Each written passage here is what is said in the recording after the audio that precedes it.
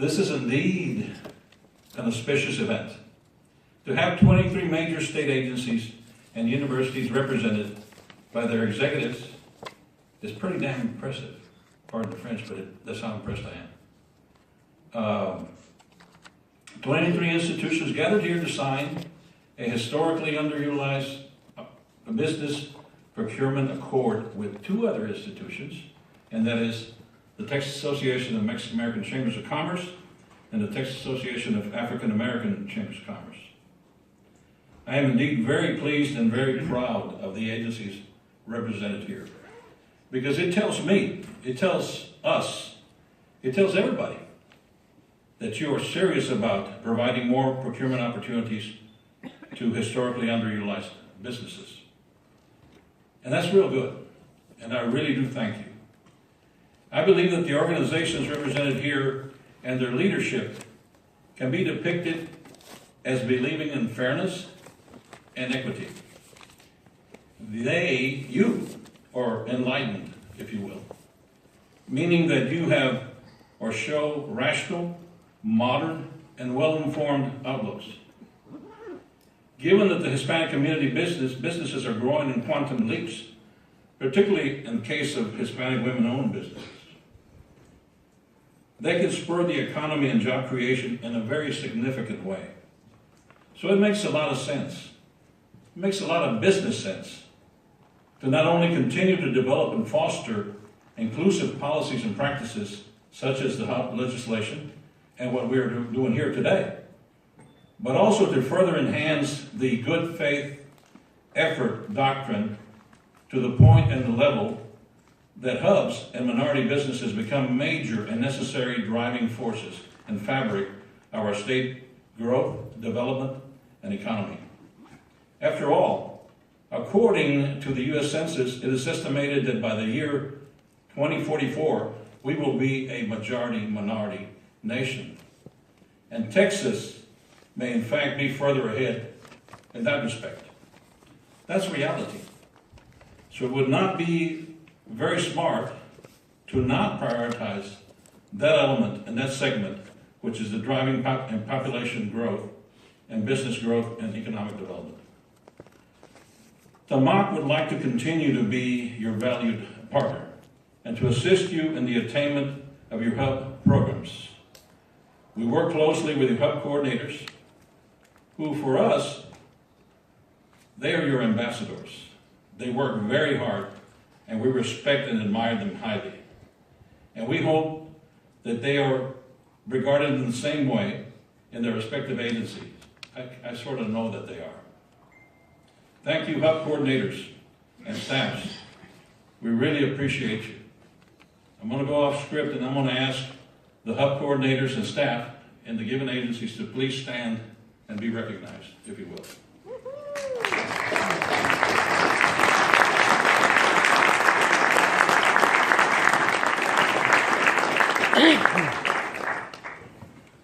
They're near and dear to our heart. I'd like to take also some time to introduce some TAMACC board of directors, officers, and some of the local Hispanic Chambers of Commerce throughout the state of Texas that are here for a legislative day, but also joined us here today.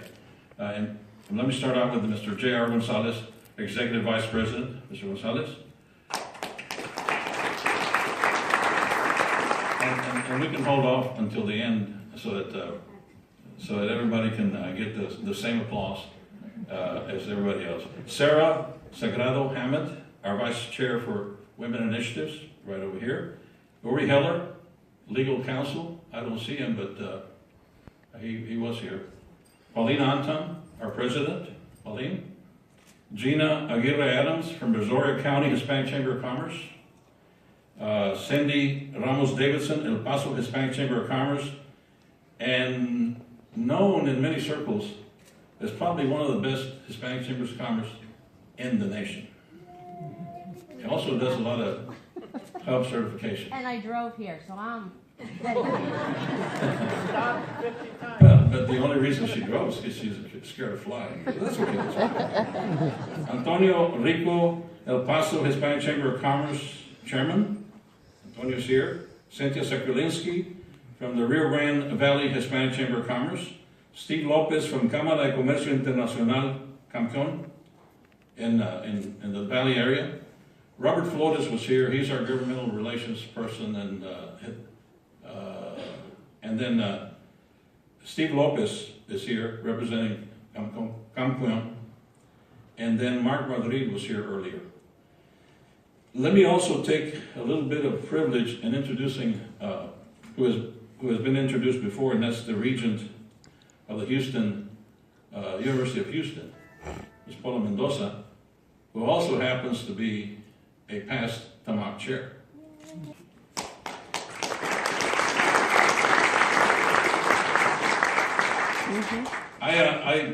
I'm an alumni of one of the universities that's represented here, and I'm not going to be partial, so I'm not going to say different it is. But if you happen to notice my body language, you might be able to figure it out.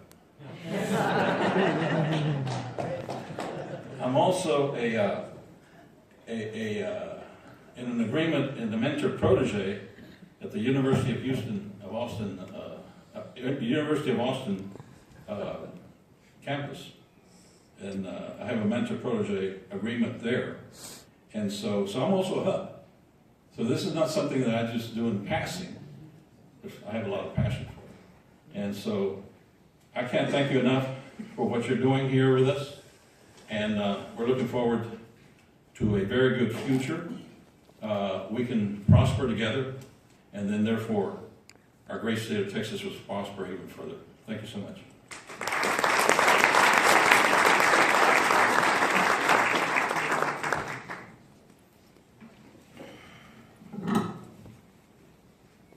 Good afternoon. I'm Christopher Herring. I'm the chairman of the Texas Association of African American Chambers of Commerce. And today I'm going to keep my comments very brief. I was told to be brief. I do want to up front introduce the leaders of our organization that you have seen and you have shaken hands with, you have met with.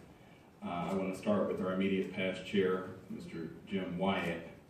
Please raise your hand. There you go. We also have another immediate past chair, Mr. D. Jennings, and to his left, our executive director president, Mr. Charles O'Neill, and on the camera is our treasurer, Matt Houston. These individuals have been working hard with the state agencies to see how we can improve the overall productivity of Black-owned businesses or African-American businesses in the state of Texas. We've met with Governor Abbott on occasion to talk about how do we better increase the utilization of African-American businesses. As a retired Air Force officer, I can always remember going to the end of the year when we got to the end of year spend, and how our commanders used to say, you know, where are our metrics? Let's look at how are we spending these dollars, these taxpayer dollars. And by the end of the fiscal year, we had probably the most diverse spend that you would ever imagine, because the leaders knew that their executive placed on them the highest responsibility of making sure that every taxpayer was in the game. And so I stand here, and you all know what your respective numbers are in respects with African American or Black-owned business and health participation. I offer this encouragement as a son of a Baptist preacher. I'm going to come at you from this thing called a good faith effort. So when we talk about a good faith effort, what is that? Well, I had to pause and I had to consider, even with myself, what is faith? Because today, unlike when I grew up as a little boy, faith has been defined by different people in a number of different ways. So I apply my faith from my Christian background, but I know that some people are agnostic. And then I say, well, what faith are they practicing?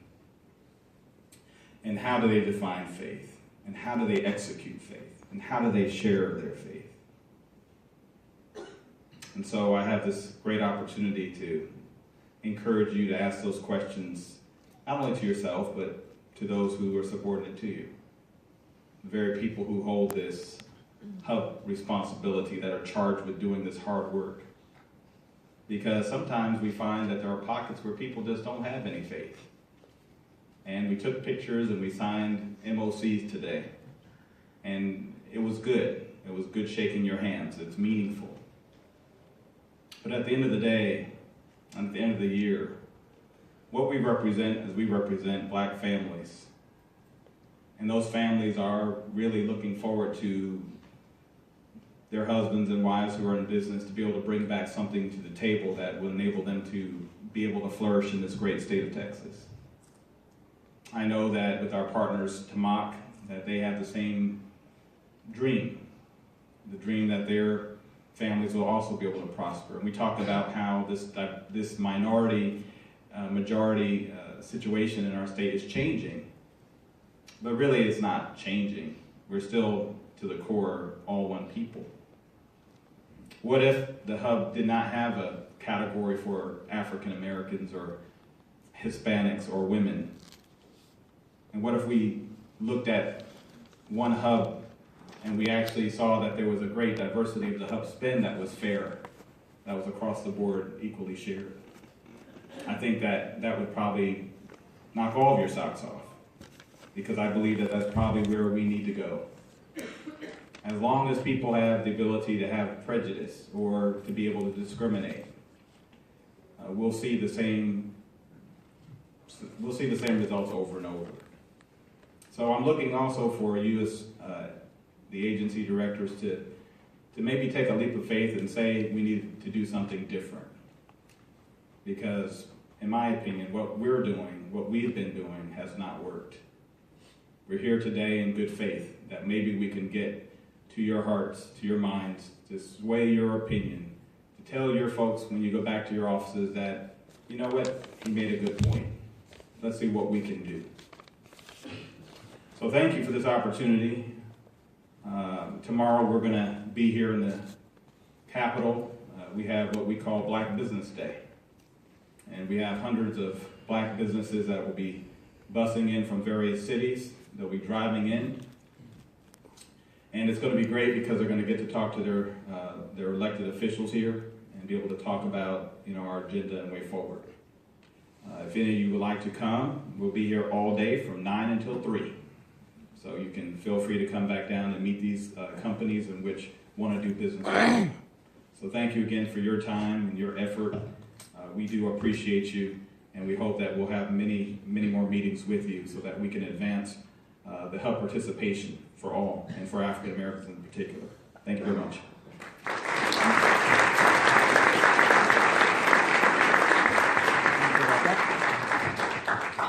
Just real quick, if I may, I would be remiss if I didn't thank who coordinated this whole effort. Obviously, a lot of help, but she was one of the ramrods with regard to putting this effort together. So may I join me in applauding?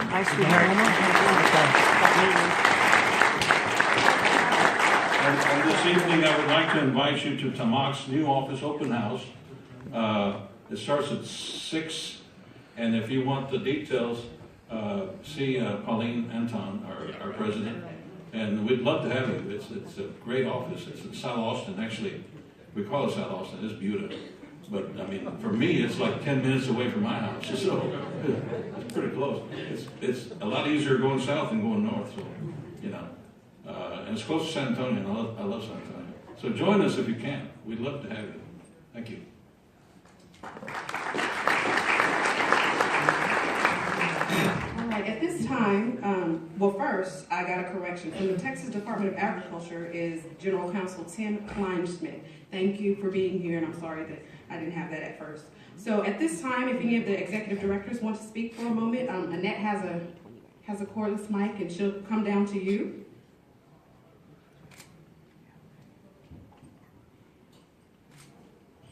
We thank you all for being here today. And I just wanted to say that at TDA we've been very committed to increasing the diversity of our purchasing processes, and we're very proud of the progress we've made. We've increased our hub hub purchasing process some 34% in the last couple of years.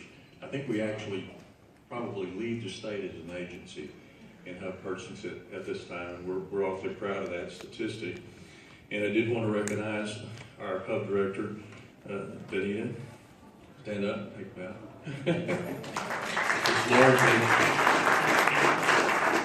It's largely due to her efforts and her extreme efforts, and that we have been able to accumulate those numbers and make that progress, and we're very much looking forward to increasing those numbers. I think we were also first in the last year's fair too, weren't we? One of the top? Okay, well, we'll claim first. But anyway, we're looking to increasing those numbers of diversity with our vendors, and we very much thank you for the opportunity to do so.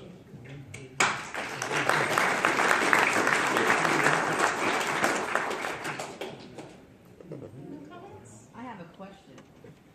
Good. I would just like to find out, we're the hub certifiers in El Paso, and the only one west of I-35, and as you can tell, we drove. We hear a lot of challenges from businesses all across the state because we can do it in terms of hub certification. I would like to hear from the agency heads. What do you think your biggest challenge is to meet the numbers for hub? It is such a wonderful economic empowerment tool. And everybody needs to just put their arms around it and love this program like we do, but we know you have other things you're doing. So maybe from the agency head, it would be great to hear what your challenges are, because as the lady boots on the ground, we can be a complete resource in terms of working with the hub coordinators and training and outreaching.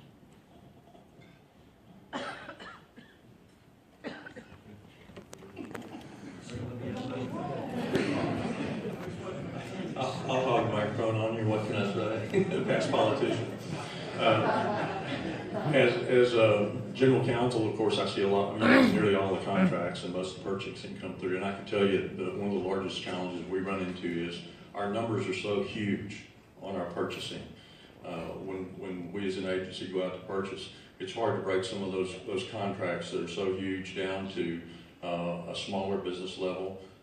To take advantage of some of the smaller business vendors that are out there. And so we find that to be very much of a challenge of trying to break up some of those larger contracts, some of those larger purchases that we would have in order to make those opportunities for us to participate. That's a challenge.